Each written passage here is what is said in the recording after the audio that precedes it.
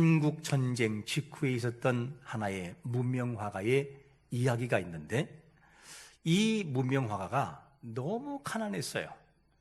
너무 가난해서 사실 이 물감이라든가 캔버스라든가 이런 것을 살 수 있는 돈도 없을 정도로 가난했어요.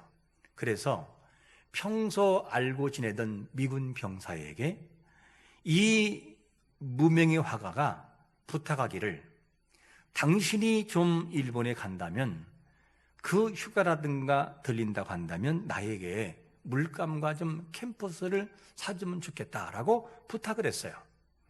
이 말을 들었던 미군 병사는 일본에 휴가 갈 때마다 그에게 물감과 캔버스를 자기 돈으로 사다 주었습니다. 그리고 시간이 많이 지난 다음에 이제는 이 미군 병사가 본국으로 돌아갈 때가 됐어요. 그래서 이 가난한 이 무명화가가 너무 고마워서 이 미군 병사에게 할 수 있는 것이 없을까라는 생각을 가지고 자기가 그림을 하나 그려서 그에게 주었어요. 그런데 미군 병사는 무명의 화가니까 뭐 얼마나 좋은 그림이겠는가 하고 성의껏 그냥 성의만 받고 이거를 가지고 자기 집에 가서 창고에 그냥 던져버렸어요. 그러고 난 다음에 많은 세월이 흘러서 이 미군 병사에게 큰 어려움이 왔어요. 가난 때문에. 그러던 어느 날 이 매스컴에 자기가 알고 지내던 문명의 화가 이름이 계속 이 매스컴에 나오는 거였어요. 이것을 알고 이 미군 병사가 과거에 자기에게 그림을 그려줬던 그 그림을 가지고 한국의 시장에다 내놓았어요. 그랬더니만 이 문명의 화가의 그림이 굉장한 인기가 있는데, 그 그림이 뭐냐? 유명한 박수근의 빨래터라는 작품이에요. 빨래터. 이걸 내놨더니만 시가 얼마냐? 45억 2천만 원. 대단한 그림이죠. 그림 한번 보여주실까요? 바로 저 그림이에요. 뒤에 빨래터가 있죠. 이 사람이 누구냐? 바로 존 닉슨이라는 사람입니다. 저 사람이 그 소중한 그림 하나를 보관했더니만 45억 2천만 원을 소비했던 영광을 누렸어요. 대단한 것이죠. 반면에 1947년 봄 어느 날 어느 목동이 양 한 마리를 잃어버렸어요. 잃어버리는 장소가 어디냐? 예루살렘에서 약 1시간 정도 거리가 되는 한 연안 해안인 쿰란이라는 지역인데, 이 한 마리의 양을 찾기 위해서 목동에 이곳저곳 다니다가 굴을 하나 발견해요. 그래서 혹시나 거기 들어갔나 해서 돌을 주워서 굴 안으로 던졌어요. 던지면은 혹시 그 소리를 듣고 양이 뛰쳐나올까 봐. 그런데 양은 나오지 않고 그 소리가 쨍그랑 하고 깨지는, 뭔가가 깨지는 소리가 들렸어요. 그래서 다음날 사촌과 함께 동행해서 굴 안으로 들어갔어요. 들어갔더니만 그 안에 9개의 항아리가 있는데, 거기에서 바로 이제는 보물은 없고 이제 여러 개의 종이가 나오는데, 두리마르처럼 있는 이 파피루스 같은 종이가 나왔어요. 그래서 이것을 봤더니만 별로 중요하지 않다라고 생각한 이 목동들이 신발끈으로 활용할까 하다가 안 되겠다. 바로 이 베들레헴에 있는 칸도라고 하는 이 골동품 상에다가 이거를 헐값에 팔아버렸어요. 그런데 이때 칸도라는 사람이 딱 보니까 이거는 보통 것이 아니에요. 그래서 소중한 것이라고 생각을 하고 이것을 누구한테 가져가느냐? 예루살렘 시리아 정교회 대주교인 바로 사무엘, 이 마르 사무엘에게 넘겨요. 약 얼마에 넘기느냐? 약 30만 원 정도의 7개 중 4개를 팔아버려요.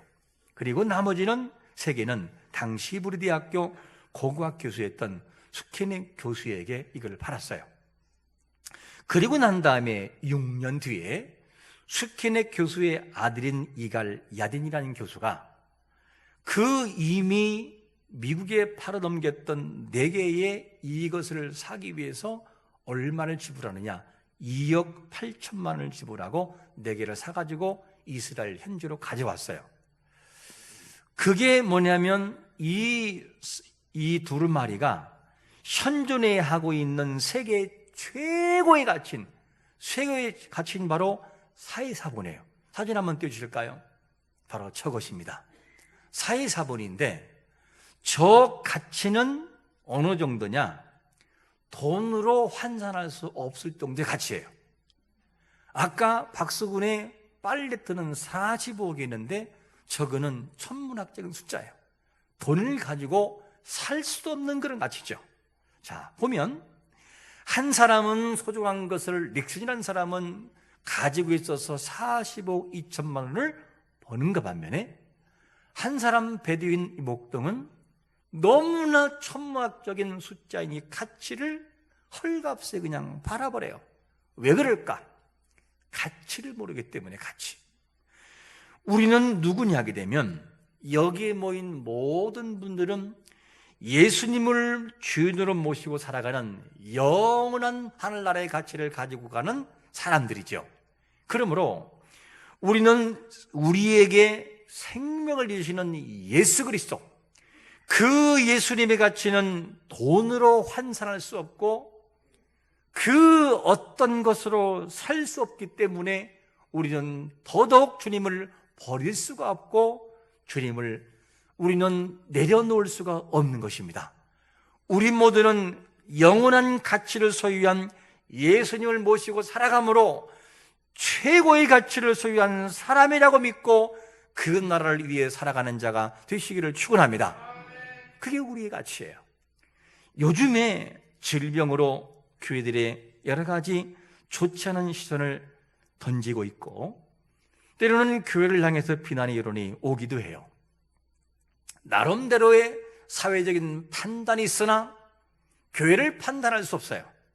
그래서 여러 가지 시련도 있으나 중요한 것은 뭐냐면 이 시련을 통해서 어떤 사람은 신앙을 중단하는 사람도 있고 어떤 사람은 교회를 떠나는 사람도 있어요. 중요한 것은 뭐냐면 그러나 우리는 반드시 알아야 할 하나의 요소가 있습니다. 그게 뭐냐면 시대를 향해 던지는 주님의 질문이에요. 그게 뭐냐? 누가복음 18장 8절 말씀을 같이 한번 읽어보겠습니다. 시작. 내가 너희에게 이르노니 속히 그 고난을 풀어주시리라. 그러나 인자가 올 때에 세상에서 믿음을 보겠느냐 하시니라. 중요한 것이 뭐냐면 스스로 만난 시험이든 사회적인 상황과 다른 타인을 통해 온 시험이든 중요한 것은 내가 너에게 믿음을 보겠다는 거. 믿음을. 너는 그래도 그 상황 속에 믿음이 있느냐라고 하는 이 믿음을 반드시 묻겠다는 거예요. 여러분, 이 상황을 바라본다면 현 시대로 살아가는 우리에게 오늘의 말씀은 참으로 귀한 말씀이라는 것을 우리가 알 수 있어요. 도전해 주는 말씀이죠. 오늘 말씀은 어떤 내용이냐? 세상에 안 믿는 사람들을 향한 메시지가 아니라 믿는 사람들의 메시지예요. 누구냐? 그 중에 제자들, 예수님과 제자들과의 대화를 통해서 이루어진, 다른 말로 말하면 신앙인들을 향한 메시지입니다. 제자들이 어떻게 믿음을 가지고 살아갈 것인가에 대한 도전을 주고 있어요. 너희들이 마지막 시대에 나를 향해서 그리고 하늘나라를 향해서 어떤 가치를 가지고 살아갈 것이냐라고 하는 메시지를 주고 있어요. 이게 오늘 본문의 말씀이에요. 우리가 앞에서 읽지는 않았지만 씨 뿌리는 비유, 겨자씨의 비유, 그리고 가라지의 비유, 천국의 비유, 진주와 보화의 비유, 그리고 맨 마지막에 그물의 비유, 다 마지막 때 하나님이 좋은 것과 악인과 그리고 의인을 어떻게 하느냐? 하나님이 다 가를 것이다. 이 내용으로 마지막 심판까지 말씀해요. 그러면 오늘 천국에 대한 비유를 말씀하면서 첫 번째로 어떤 비유를 말씀하고 있냐면 첫 번째로 이런 비유를 해요. 밭에 감추인 뭐라고요? 보화의 이야기가 나와요. 이 내용이 44절에 보니까 이런 말씀을 해요. 천국은 마치 밭에 감춘 보화 같으니 사람이 이를 발견한 후 숨겨두고 기뻐하며 돌아가서 자기의 소유를 다 팔아 그 밭을 뭐한다? 산다는 거예요. 이 내용을 보면 천국은 마치 밭에 감추인 보화와 같다 이렇게 시작이 되는데, 아니 왜 밭에 감춘 보화라는 말을 할까 한 질문이에요. 당시만 해도 지금처럼 금고라든가 은행이 있는 시대는 아니에요. 그래서 자기에게 보화라든가 소중한 것이 있으면 어딘가가 감춰놔야 돼요. 집이라든가 기타 자기만이 아는 곳에 감춰야 되는데, 그러다 보니 집에서 감추다 보니까 도둑을 맞으면 모든 걸 다 잃어버려요. 그냥 이런 시대에 머리를 쓴 게 뭐냐? 내가 내 땅에 아는, 나만이 아는 비밀의 장소에 땅을 파고 보화를 묻자. 이것은 아내에게도 알려주지 않고 자녀에게도 알려주지 않아요. 오직 감춘 사람만 알고 있어요. 그러다가 어느 날 이 사람이 사고라든가 여러 가지 사정으로 인해서 사망하게 될 경우에는 보화는 땅에 완전히 영영 묻혀버리는 거예요. 그러던 어느 날 누군가가 땅을 파거나 농사를 짓다가 탁 걸리면서 보화가 발견돼요. 만약에 이 보화를 자기 땅이 아닌데 가져가면 그거는 걸려요. 그래서 다시 땅에 묻는 거예요. 묻어놓고 모든 소유를 다 팔아가지고 뭐를 사요? 그 땅을 사는 거예요. 그러면 자기 것이 되는 거예요, 법적으로. 이렇게 되다 보니까 땅의 모든 보화 감춘 것을 알면 반드시 모든 걸 다 투자해서 산다는 것이죠. 이 말씀을 도덕적인 관점으로 보지 말고 가치 부여라고 하는 관점으로 봐야 돼요. 얼마나 가치에 대해서 모든 것을 바라보느냐 이것이죠. 우리가 이 본문에서 들어오는 단어가 있는데 이런 단어예요. 발견한 후에, 이 단어. 그리고 기뻐하며. 그리고 무슨 단어냐? 소유를 다 팔아 그것을 산다는 단어예요. 이 단어에서 정말 중요한 것이 뭐냐면 발견한 후에. 아무리 땅에 보화가 있어도 발견하지 못하면 그 보화는 보화가 아니에요. 우리나라만 해도 어쩌면 대덕구만 해도 황금이 있을 수 있어요. 어느 땅가는 황금에 그것이 묻혀있고 보화가 묻힐 수 있어요. 그런데 모르기 때문에 그 땅을 안 사는 거예요. 중요한 것은 그 보화가 있다는 것을 발견하는 동시에 사람들은 몰려들기 시작할 거예요. 이게 발견이라는 거죠. 여러분, 우리는 오랜 세월 신앙생활을 하고 있어요. 어떤 사람은 몇 대에 걸쳐서 신앙의 계승을 내려오는 사람도 있고, 어떤 사람은 몇십 년을 신앙생활하는 사람도 있어요. 그런데 중요한 것이 뭐냐면 세월이 많이 지났다 할지라도 그가 믿는 이 예수님이 누구냐라고 하는 가치의 발견 따라 인생의 판도가 바뀌어져요. 내가 예수 그리스도가 내 인생의 최고의 가치로 믿는다면 다른 것을 잃어도 주님을 포기하지 않아요. 그러나 예수님을 수십 년 동안 믿었다 할지라도 그 예수가 나에게 진정한 가치가 아니라고 생각하면 그 예수는 나에게서 멀어지기 시작을 하고 나의 삶에서 주된 요소가 될 수가 없어요. 사이드에 빠져버리고 말겠지요. 그리고 중요한 것은 또 뭐냐면 어떤 사람은 나의 유익을 위해서, 나의 이익을 위해서라면 그 예수는 언제든지 내려놓을 수 있어요. 왜? 가치가 없기 때문에. 그러나 가치가 있다라고 믿으면 그 예수를 놓을 수 없어요. 세상이 두 쪽이 나도 예수를 버릴 수가 없어요. 왜? 그분이 내 인생의 최고의 가치이니까. 이게 가치라는 거예요. 그러므로 중요한 것이 뭐냐면 우리가 살아가는 모든 삶에서 우리는, 그리고 나는 그 예수님이 어떤 가치로 남아 있느냐는 질문이에요. 최고의 가치인가? 밭에 감춘 보화처럼 발견된 가치인가? 아니면 발견되지 못한 가치인가를 우리는 물어야 되는 것이죠. 그래서 우리 자신들이 나의 유익을 위해서 언제든지 그 예수를 팽개칠 수 있고 내려놓을 수 있다라고 한다면 주님은 이런 사람을 향해서 이렇게 말씀하십니다. 갈라디아서 6장 7절과 8절 보니까 제가 먼저 읽어보겠습니다.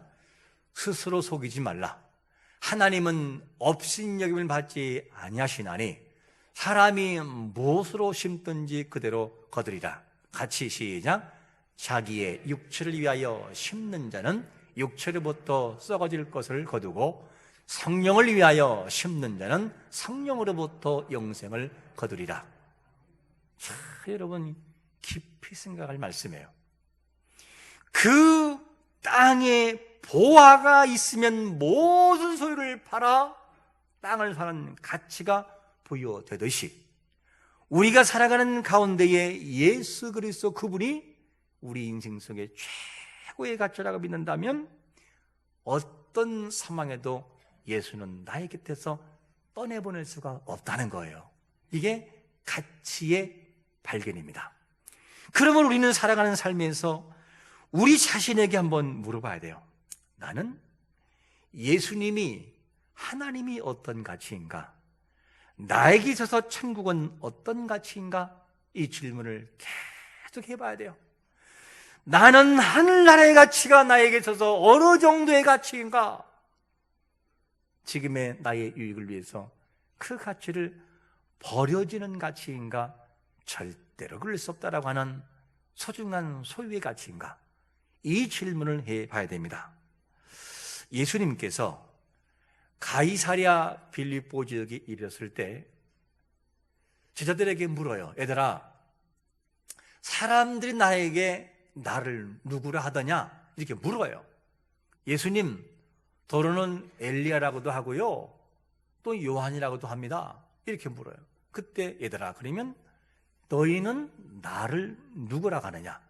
이 질문에 베드로가 이렇게 말합니다.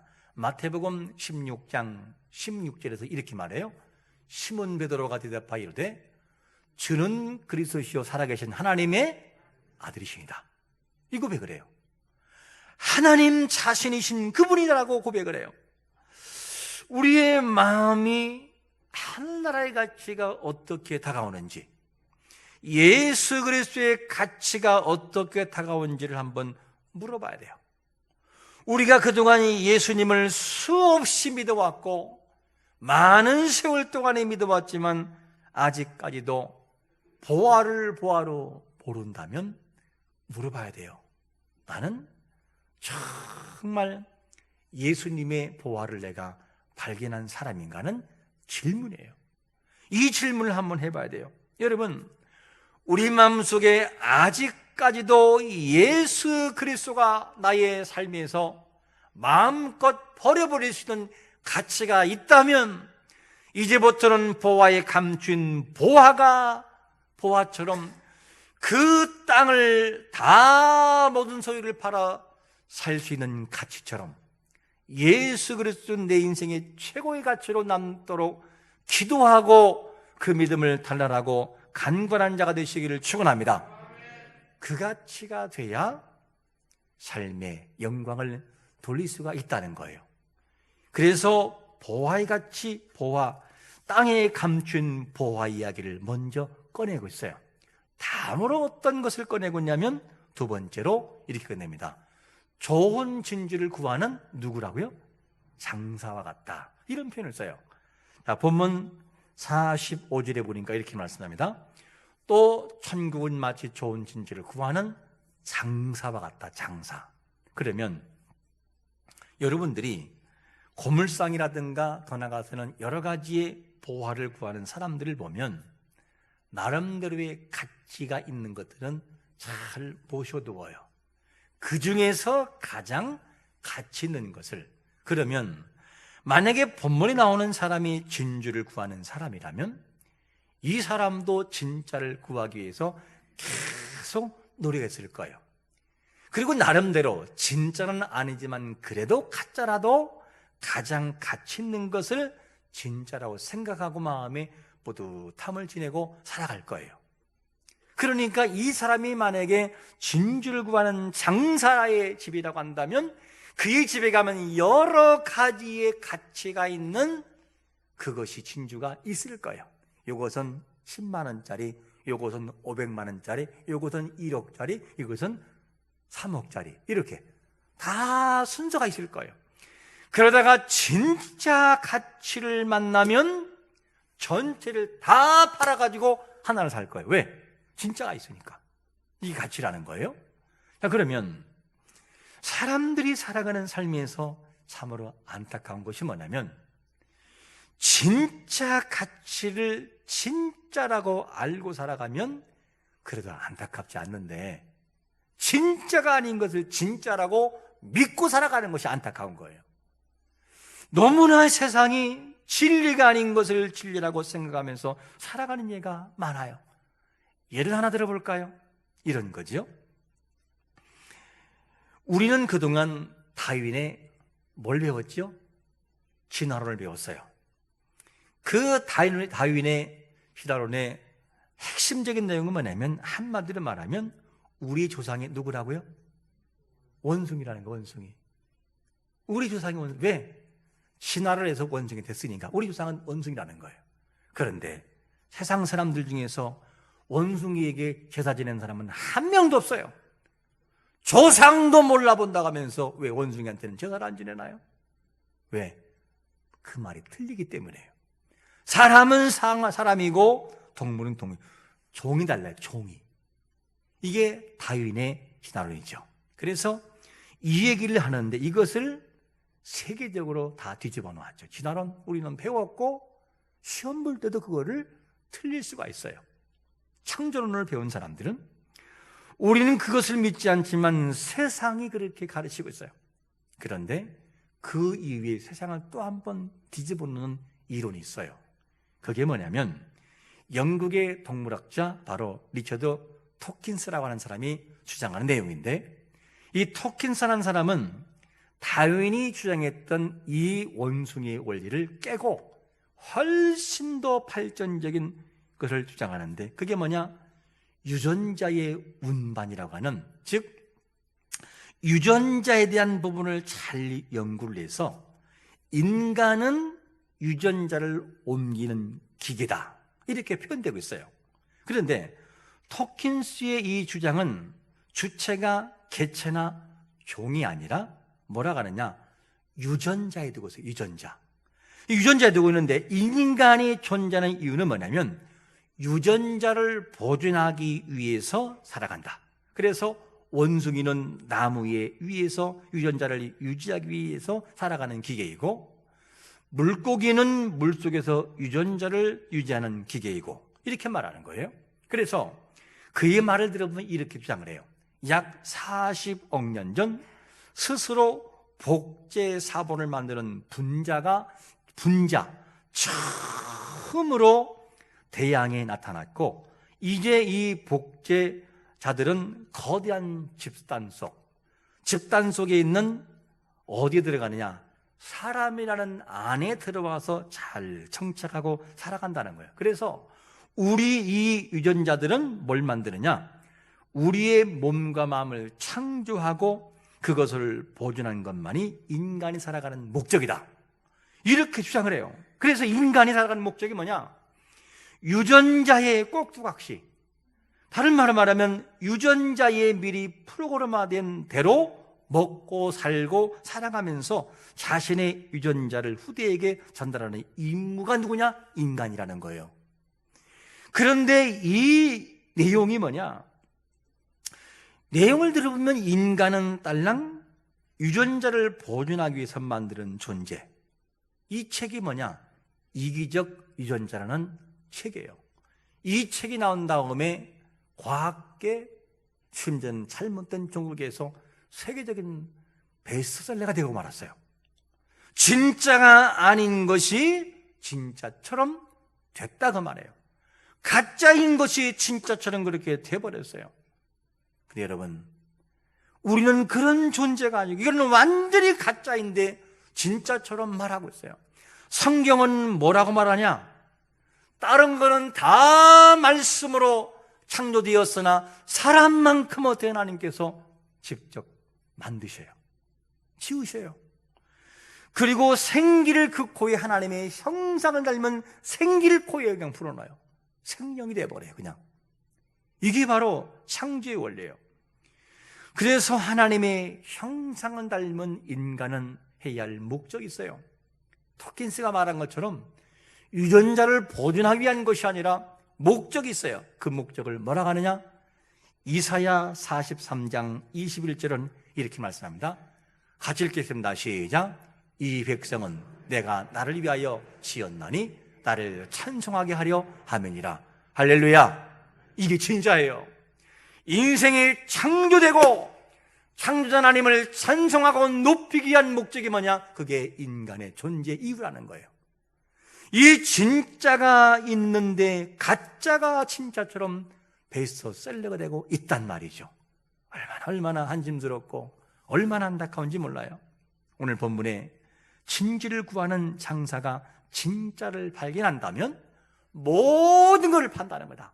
다 팔아서 진짜 하나를 산다는 거예요.